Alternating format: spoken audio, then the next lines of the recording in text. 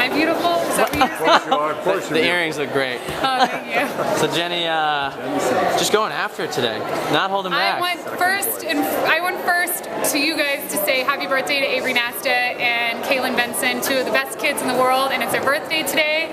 And I'm really happy to know those little kids. One was the ring bearer in my wedding, and the other is Julie Benson's little girl, and they're both adorable, and they're both the same age, and so happy birthday.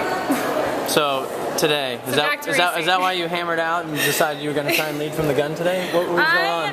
I think that Heather was probably back at home thinking, here we go. Okay, she's just gonna lead the whole thing. It definitely was not something we seriously discussed or ever really discussed. But you know what? I thought if I can go out, and I saw the split at 400 meters, I think we were around 65, and I thought, you know what? If I can control it from the lead, then I'll be in the best position to make it hard for people to beat me at the end. So I wanted to be free and clear, away from traffic when the windup started, and what better place than just leading the whole thing? Were there points through the race that you thought, man, should I be doing this? Were you confident the whole time? I thought that at 150 meters, and then after that I said, just commit to it. And you know, Nick Simmons and I have had breakfast together the last couple of mornings, and he and I were talking about how you can't hesitate. Like, once you take control of the lead, you can't hesitate because you don't get that momentum back, and you start changing things. And so, not that I was fully cognizant of that, but he and I have been having that discussion kind of all week about just not hesitating. And he really inspired me. Right after my semi, I watched his race and I saw him take the lead and really take control. And that's not totally like him, and so maybe somewhere in the back of my mind that was going on. Starting off in lane one, a little bit difficult? Yeah, and I think that's why I ended up in the lead, because Heather and I discussed maybe actually getting a little bit slower off the line and then working my way to the outside so that I could pick kind of where I wanted to be in the pack.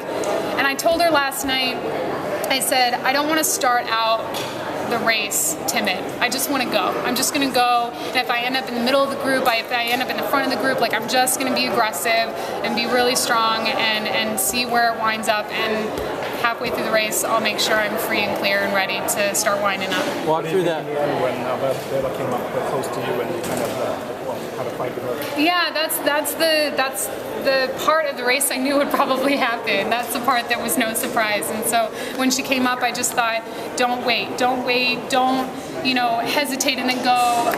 Just fight hard the whole way. And even with 50 meters to go, I kept telling myself, you can get her, you can get her, you can get her. And she ran just really brilliantly and ran really well. And she's capable of it though, so it was no surprise that she was there at the end. What do you think of her as a competitor? She's a tough competitor, and she's proven that all year long. She's not. One thing I really admire about her season is that it wasn't really up and down. There weren't real highs and real lows. She's just been really consistent. And when somebody comes in with that many wins and that many strong, 4-minute races, they're going to be hard to beat. They're not going to come to the World Championships and bonk. So. What did you say to her? You kind of had a lap of honor together. What did you? Yeah, I went up to her and told her she ran really, really well. And I was saying earlier that my years in college racing against Sally Kipiego for 3 years in college just gave me so much respect for the people that are ahead of me and that make me work hard. And Aragawa is someone that I thought about all season when I was doing workouts, when I was waking up early and going to bed early. I was thinking, I'm doing it to close the gap so that I can beat these people, so that I can be as good as they are. And so I want to beat her, and I told her that. I said, my season was about trying to come here and win.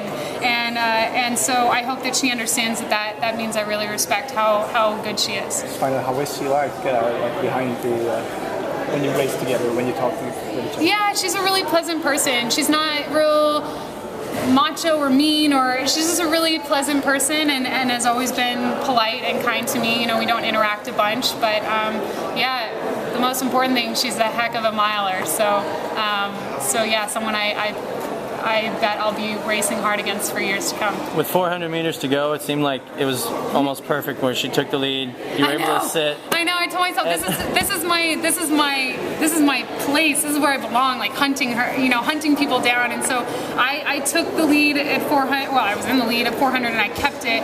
And that was one of the big things. I was like, keep the lead, keep the lead. And then when she came up, I kind of moved to the outside, thinking, okay, now just pretend like it's practice and you're trying to beat race and you're trying to beat your teammates or something, and just hunt her down. And I really tried, and I think I came as close as I would have ever come this season in any other race. Were you going through that last 150 when she was like pulling away just a little bit and you couldn't make up the gap? What were you thinking? Were you happy? I mean, you're not really thinking anything. You're just leaning forward into your run. You're lifting your knees, and you're just trying to like get to the finish line. Just every single point on my body, I'm just trying to move it forward as quick as possible. And I didn't. I mean, I don't really know what's going on. There's nothing specific in my mind. I'm just thinking, go get her, go get her, go get her. But I was watching a little bit of the footage with NBC at the end, and I'm really proud. I looked strong. I kept my form, and I didn't break down. And if she had any chink in her chain, I was going to get her. So it may not be a defense of the title, but it's a little redemption, I'm guessing, from London. Yeah, you know, it's not so much like redemption from London, but it proves that like I've been putting in the hard work. Even though London didn't go well, from 2011 standing on that podium to today, I've been putting in the hard work. And this year, I took control of it and said, I'm not going to win this on accident. I'm going to try to win it on purpose. Where do you go from here? Tomorrow I get to get on the podium. No, from here, I mean, several things. I probably am not really going to cool down because that was the hardest victory lap of my life because I was so sick and tired. And tomorrow I get to take home another medal to the United States that the U.S. can be really proud of, hopefully, and then on to Zurich and Brussels. Cool. Well, congrats on the medal. Yeah, more racing to go. I'm going to celebrate this by doing what I love to do. I'm going to keep racing. Let me ask you the last two races. Is there any goals in mind? Any fast times you're trying to hit, or is it just racing? It's just racing. You know, this whole season was about August 15th. So now this was fun, and now it's just even more fun.